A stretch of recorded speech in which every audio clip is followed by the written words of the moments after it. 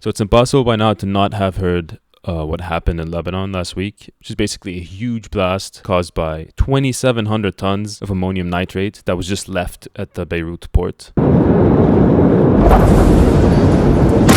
I was just left there for the past 6 years. The government knew about it and everything. But anyway, it exploded and, 200 plus people died, 500,000 homes, and people were injured. I don't know really what the numbers are, but it's kind of hard to tell now, especially because there's a lot of bodies that haven't been recovered. But it doesn't really matter that we don't know the numbers. Like, this shouldn't have happened in the first place, right? Why am I saying this? Why am I making this video? It's not because I want to look good. Like, I'm 100% Lebanese. I was born there, I was raised there. I only moved here 5 years ago to the States when I was 20 years old. So I lived 20 years in Lebanon under, corruption and stuff. It wasn't really a horrible life because this is what we were born into.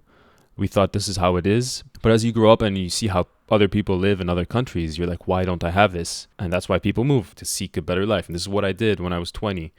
And at the time, I was like, okay, like, this country isn't getting any better. It's not my problem anymore. They can deal with it. Whatever. I live abroad now. But seeing everything that has been happening in the past 5 years, it's been kind of bottling up in a way that, I haven't seen before when I lived there. It was never like this. People just accepted the life that they were in. But now it's not the case. There's been these protests.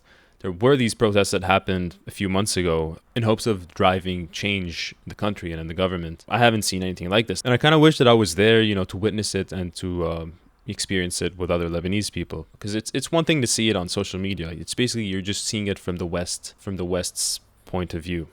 You know what I'm saying? It just feels like you're an outsider. You're not really Lebanese trying to drive change because you're not in Lebanon. But in my situation, I have the privilege of being a Lebanese person abroad who has a platform. But it's not like I'm saying anything groundbreaking right now. Like, this is all over the news. Everyone saw this on the news. There's a lot of footage, a lot of angles of the explosion because it was a fire before the blast and everyone was filming it. Like, if I were there and I saw the fire just like anyone else, this is human nature, we're curious. I would have just pulled out my phone. I would have even driven closer to the fire and I would have filmed it. I was lucky enough to not have family near the blast or in Beirut at the time.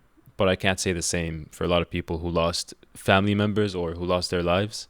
After the blast, there were no attempts from the government to try to rescue or recover bodies, under the rubble. There was nothing. And I know this because a friend of mine works at a fire station. He told me that they had no orders or anything to get down there and do what they can. They had to voluntarily go and drive down there to just try to save as many people as they can. Because, this is what people do when disaster happens. People try to help, but not the Lebanese government. They don't give a fuck. They're not even funded properly, so they have like 7 fire suits that they share, and there's 35 guys in the fire station. So they went down there and tried to do what they can. The people took the streets too. Like, imagine your home just got destroyed by the government, but you have to clean up the mess. The government didn't even say sorry. The president didn't even give a speech or anything. Nothing happened. And the people are trying to basically organize this on Instagram. They're just putting like posts like today's plan is this and that. So they're trying to organize the cleanup, which, it shouldn't be done by them in the first place, but they're doing it because they care about their country. The government doesn't feel that way, sadly. And, they're refusing aid and all that stuff.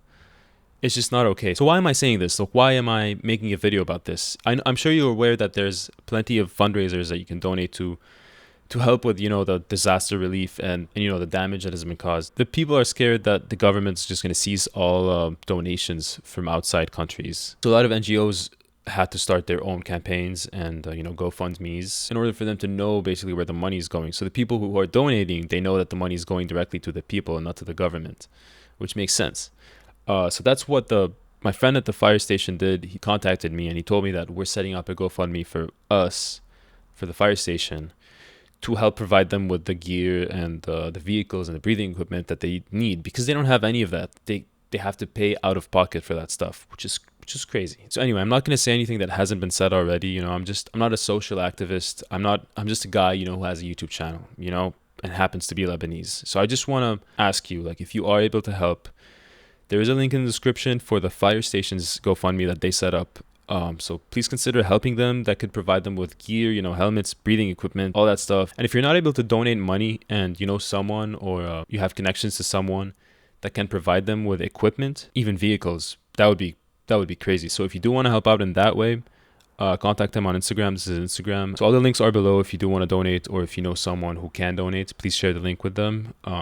they say thank you on their behalf. It's always hard talking about Lebanon when I'm so far from it, especially because, I just feel like an outsider. But, I feel like I'm always going to be involved because I really wish that it can be a country that I can go back to and live there. And I really hope that this time it plays out in our favor, in the people's favor.